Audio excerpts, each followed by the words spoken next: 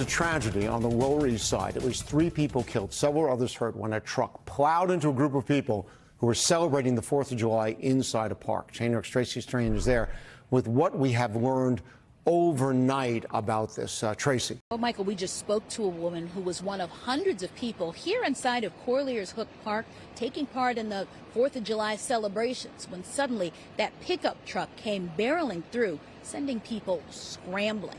We want to show you the scene when emergency crews arrived here just before 9 o'clock last night near Water and Jackson Streets.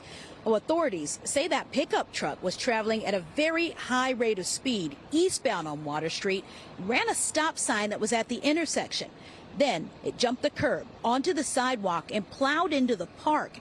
At least 10 people inside were injured as a result of it. 3 people were pronounced dead as a result of their injuries. Now, crews who arrived less than 5 minutes later had to try and rescue victims who were pinned underneath that pickup truck. And one of those eyewitnesses just told us that she thought that the light from the truck was something different. And all we heard was a big bang.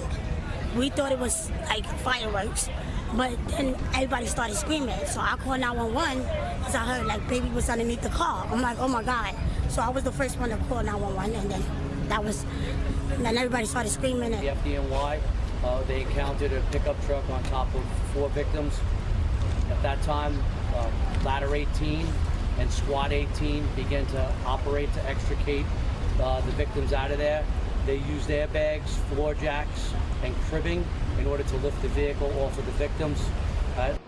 Police say witnesses not only pulled the driver out of that truck, they held him here until police arrived. And while it's early in the investigation, both Mayor Eric Adams and police officials say that driver was under the influence, with responding officers smelling alcohol on him.